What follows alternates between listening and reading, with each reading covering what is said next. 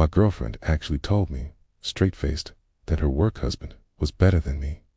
She laughed like it was a joke, but the day I found out what she really meant, I turned her own office into the stage for her downfall. Here's how it all happened. My name is Blake. I'm 34 years old, and I live in Portland, Oregon. I'm a software engineer for a small but successful tech startup.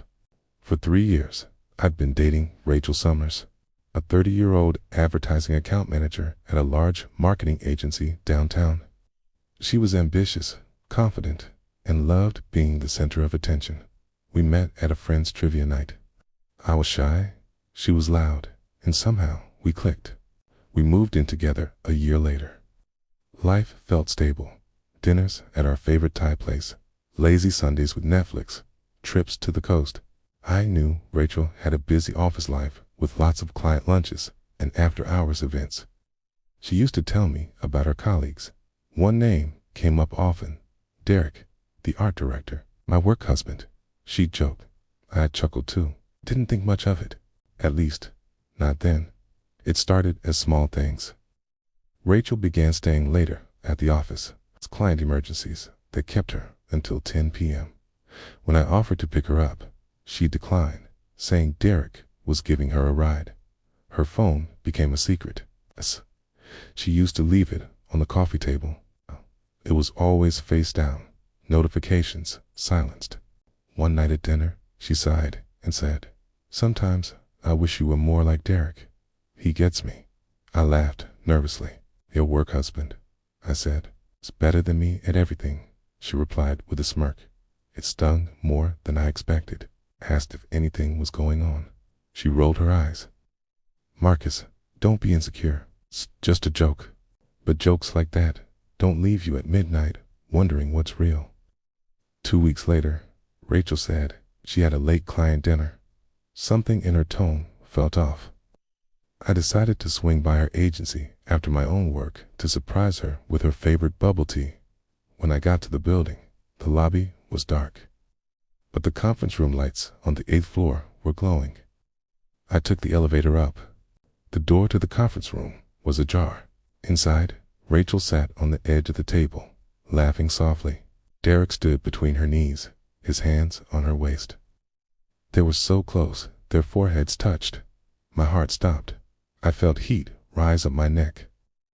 For a moment, I couldn't move. Then instinct took over. I took out my phone and snapped a photo. I didn't confront them. I walked out quietly, bubble tea still in my hand, feeling like the air had been punched out of me. That night, she came home late, claiming she'd been with a client. I smiled and said nothing, because in that moment, I knew silence would be my weapon. Rachel's world revolved around her professional image, her job, her status, her spotless reputation in a competitive agency. I decided to hit her where it hurt, her credibility. Over the next week, I compiled everything messages she'd sent me about client, dinners that coincided with Derek's meetings, that photo from the conference room, even an email where she accidentally forwarded me a funny meme meant for Derek during work hours. Then I asked my friend Julia, who worked in HR at a different branch of the same agency, about the company's policy. She confirmed it. Relationships between supervisors and direct reports had to be disclosed. And Derek was technically overseeing Rachel on a major account.